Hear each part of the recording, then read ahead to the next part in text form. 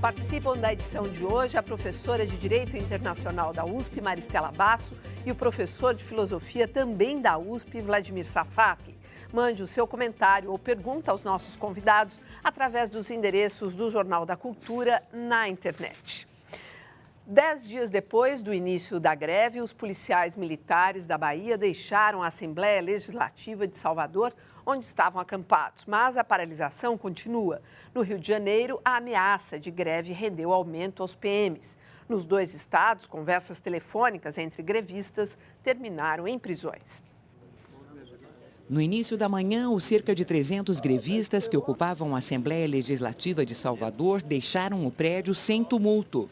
Em assembleia, decidiram manter a greve e enviar nova proposta para avaliação do governo baiano.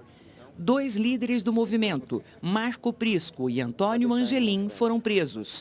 Em uma ligação telefônica gravada com autorização judicial, Prisco pede a colaboração em ações de vandalismo para um PM grevista. Desce toda a tropa para cá, meu amigo. O CAESG, vocês, desce todo mundo para Salvador, meu irmão. Estou lhe pedindo, pelo amor de Deus, desce todo mundo para cá. Agora, embaixo. Eu vou queimar a viatura, eu vou queimar 2 carretas na Rio Bahia agora, que não vai dar tempo. Fecha a BR aí, meu irmão, fecha a BR.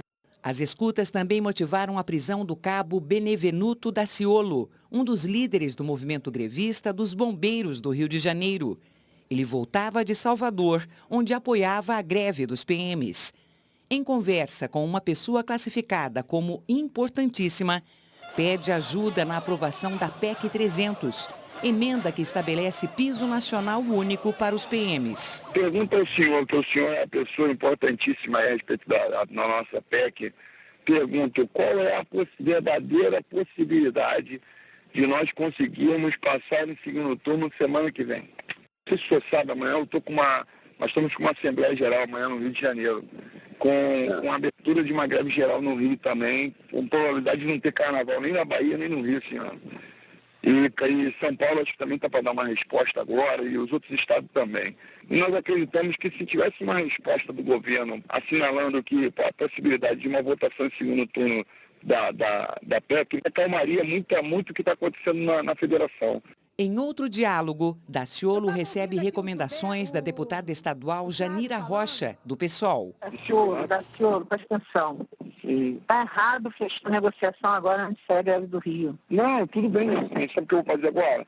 Peço que a só ligue para ele aí, que eu vou embora daqui, não vou ficar mais aqui. Eles estão querendo que você avalie um acordo antes da greve do Rio. Depois que sair a greve do Rio, muda tudo. Não, sabe como você vai ajudar eles? Sabe como você vai ajudar? Voltando para o Rio, garantindo aqui, entendeu? O governo aqui vai tentar fazer uma propostinha rebaixada para vocês, vai melhorar um pouquinho esse negócio que eles colocaram. E vocês, acho que vocês têm, se vocês garantirem aqui a greve aqui, a mobilização aqui, vocês vão ajudar eles a liberar o Prisco, a liberar todo mundo, a ter uma negociação. Hoje, a deputada estadual Janira Rocha disse que não incentivou a greve de agentes de segurança, apenas fez articulações políticas. A Assembleia Legislativa do Rio aprovou o reajuste dos policiais militares, civis, bombeiros e agentes penitenciários. Serão 2 parcelas, de 13% neste mês e 26% no ano que vem. Com isso, o piso salarial deve chegar a R$ 2.100. Os policiais do Rio pedem piso de R$ 3.500 e agora há pouco em Assembleia eles decidiram entrar em greve a partir da meia-noite de hoje, se não forem atendidos. Nossa, agora é o Rio de Janeiro também. Vocês querem seguir só para a gente continuar as reportagens sobre esse tema e a gente para no final? Tá bom. A tensão e o medo que foram gerados aí na população com a greve da polícia já se traduzem em prejuízos para os setores de comércio e entretenimento da Bahia. Além disso, os hotéis e empresas ligadas ao turismo temem outro efeito, a redução dos lucros com o carnaval. A greve da Polícia Militar na Bahia diminuiu as expectativas de ganhos durante o evento que traz mais receitas para o estado, o carnaval. O nível de consumo para carnaval está aproximadamente em termos de 80%.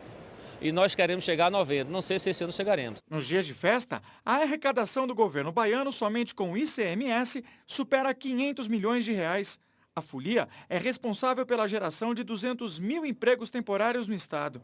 Os esforços agora estão concentrados para impedir, de qualquer forma, que a greve se estenda até o início do evento mais lucrativo da economia local. Existe um limite máximo para que a gente continue, recupere essa defasagem desses dias todos com uma agenda positiva, mostrando que acabou a greve, que a cidade nossa é uma cidade festeira, é uma cidade de paz e que nós temos a polícia que faz a maior cobertura do carnaval. Quem já contabiliza os prejuízos são o setor de eventos, que teve shows cancelados, e também os bares e restaurantes, que sofrem com as ruas vazias e também com o clima de medo que tomou conta do estado durante o período de greve. Bem, desde o início da greve, na quinta-feira da semana passada, nós vemos contabilizando diariamente uma perda da ordem de 50% a 90% dos faturamentos dos bares e restaurantes da cidade. A Confederação Nacional de Dirigentes Lojistas calcula prejuízos de R$ 400 milhões para o comércio baiano, com a queda das vendas desde o início da greve. O governo da Bahia vive a expectativa de que a greve acabe nas próximas horas. A Força Nacional de Segurança e o Exército continuarão a atuar no estado, reforçando o efetivo que não entrou na paralisação. Segundo o diretor da empresa de turismo do estado, não há motivos para temor por parte dos turistas. O carnaval vai acontecer tranquilo e esperamos que todos os turistas que compraram seus pacotes, que reservaram seus hotéis para Salvador, podem ir tranquilamente, que não vai acontecer problema nenhum. A garantia sou idiota. Em Brasília, a pauta de votações está travada e as discussões sobre a proposta de emenda constitucional 300, que pode criar um piso salarial para a polícia de todo o país, pararam. A falta de votações tirou o ex-jogador e agora deputado federal Romário do sério. Na madrugada de ontem para hoje, Romário escreveu no microblog Twitter que há absurdos que só acontecem na Câmara dos Deputados. Entre várias reclamações sobre lentidão em análises e votações de temas de interesse de todo o país, ele citou a PEC 300, que ainda não foi votada pelo Congresso, e disse que os políticos são os culpados por fatos como as greves de policiais, as mortes e saques a lojas. E revelou que vai votar favoravelmente a definição de um piso nacional, com o aumento do salário dos policiais e bombeiros de todo o país. Romário demonstrou irritação por não ter votado nenhum projeto desde a retomada dos trabalhos na Câmara, na semana passada, e disse que não quer ver o adiamento dessas análises e votações até depois do Carnaval. Olha, eu não sei como é que vocês estão acompanhando esse assunto da greve dos PMs, mas assim, o que o Romário faz ali, eu acho que é bem lúcido, ou seja, ele critica esse movimento do jeito que está, os desdobramentos violentos, etc. e tal, mas foca no que deveria estar sendo feito, ou seja, o que teria antecipado esse problema é ter resolvido a questão salarial, a PEC 300, que além de uniformizar o salário no país inteiro, se não me engano, também incorpora as gratificações nos salários. Acho que tem duas questões importantes aí, que devem ser tratadas de maneira separada. A primeira é realmente uma situação aviltante, o salário não só dos policiais, dos bombeiros, mas de vários outros funcionários do serviço público que são fundamentais, como enfermeiros, professores e coisas dessa natureza. Ou seja, há uma necessidade de uma certa reconfiguração da base salarial brasileira, muito levando em conta que agora a gente está falando de um país que é a sexta economia do mundo, que daqui a 4 anos vai ser a quinta economia do mundo. Então é impensável que um país dessa magnitude econômica pague, por exemplo, para um policial, salários como esse, de R$2.000, R$1.500. R$1.550 na Bahia, R$996 no Rio Grande do Sul. Ou seja, uma profissão de altíssimo risco, que é um absurdo que o governo tenha deixado acontecer uma greve, certo, onde eles pediam um reajuste de 20% em cima de um valor irrisório como esse. Né? Agora, um segundo caso é que, de fato, alguém tem que ensinar os policiais como se faz greve, porque eles conseguiram fazer com que a opinião pública se mobilizasse contra eles, né? Sendo que, ao contrário, quer dizer, uma greve como essa, se ela é bem conduzida, faz com que a opinião pública se solidarize com a situação. Como foi o caso dos bombeiros lá atrás, no Rio de Janeiro. Mas é que chegou, sem querer fazer uma defesa dos policiais, mas já fazendo, né? Eles chegaram num ponto que não tinha outra alternativa, até porque a greve deles é ilegal, eles não podem. Serviço essencial, serviço público essencial não pode ser objeto de greve. As reivindicações devem ser conduzidas de outra forma. Mas eles chegaram a um ponto que não tinha outro caminho. Então, o caminho era esse. E quando eles se apresentaram na greve e começou a primeira rodada de negociação, o governador da Bahia os chamou de bandidos. Então, isso recrudesceu muitíssimo a negociação, porque você não senta com bandido para negociar. Não, né? fato, o lugar de bandido é na cadeia. Então, isso foi, para eles, foi um recrudescimento. Então, ao invés deles caminharem em direção ao governo ou de qualquer outro grupo que tentasse pacificá-los, eles ficaram mais endurecidos e contaram com a solidariedade do resto do Brasil. Mas veja a incompetência do governo, tanto estadual como do governo federal, é muito fácil, seria fácil hoje dar esse reajuste.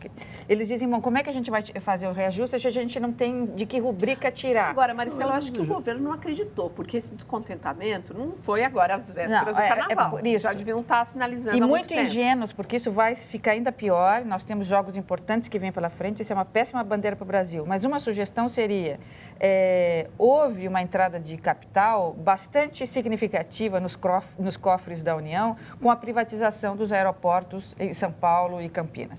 Eles foram vendidos por quase 350 a mais do que foi pedido. Quase 350% a mais do que o preço que fora fixado.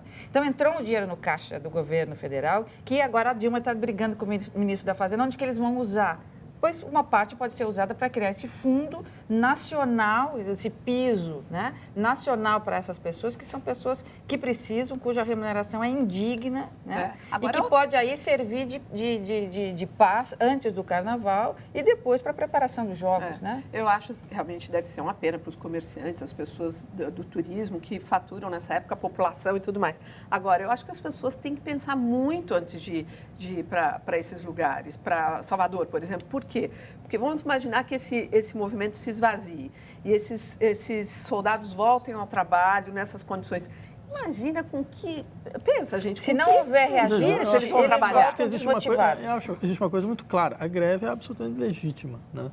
E, de fato, a ação... Ela é ilegal, mas é legítima, é completamente legítima. É inaceitável que você tenha até atividades dessa gravidade. Até porque eles deveriam receber adicional de periculosidade, que você falou. Qualquer empregado de empresa média, ele receberia, estando exposto a perigo, adicional de periculosidade. Claro. Então, esse reajuste poderia vir em forma de adicional de periculosidade, que sairia de um fundo criado de forma emergente pela União e que salvaguardasse o interesse de todos, não só da Bahia. Aqui o Adriano pergunta se a greve na Bahia pode levar outros estados para mobilização. Já está, infelizmente, né? Claro. Infelizmente. E diga-se de passagem, também é inegável que o governo do estado foi completamente inábil nesse tipo de processo. Quer dizer, o que muito me admira, um governador foi um ex-sindicalista, quer dizer... Foi arrogante. Exato. O Sérgio Gabrielli, que veio aqui no Roda Viva segunda-feira, ele foi arrogante, ele falou assim, são os bandidos, uns anarquistas.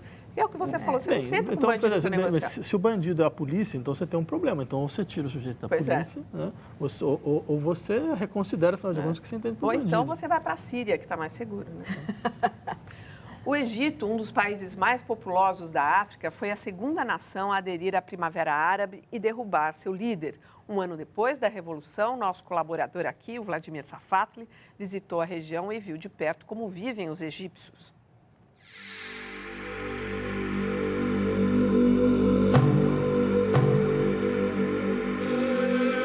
Ruínas. Essa é a primeira impressão que se tem do Cairo, a maior cidade do mundo árabe, com uma região metropolitana de 17 milhões de habitantes. Ela surgiu dos escombros de uma fortaleza de faraós, mas até hoje permanece inacabada. O motivo é simples: uma lei egípcia isenta de impostos obras não finalizadas. O resultado é que mais da metade da população, que é pobre, optou morar nessas condições. A cidade de cor pastel parece esperar por uma renovação que não chega nunca. Um ano depois da queda do ditador militar Hosni Mubarak, pouca coisa mudou. Quando conversei com o jornalista Karen Ierra, que participou dos processos que derrubaram o governo, ele disse que o poder continua nas mesmas mãos, que apenas mudou de rosto. As Forças Armadas continuam no comando do país. A população ainda briga por mudanças.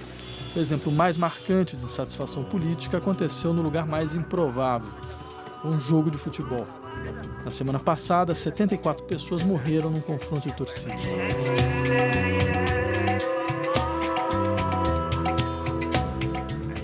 A Praça Tahrir, palco das manifestações por um regime democrático, ainda está ocupada. Ruas permanecem bloqueadas e jornalistas como Karen Ierra ainda são proibidos de dizer o que pensam. The military officers Os militares são responsáveis por 30% do PIB. É um estado dentro de outro estado. Eles comandam postos de gasolina, indústria, serviços públicos e por isso não querem perder o poder. Bom, Safatli, eu gostaria aqui de, primeiro, avisar o nosso público que a gente tem mais Egito hoje no jornal, não é? A gente vai falar mais sobre o que ainda na edição de hoje? É o final da CVT, né?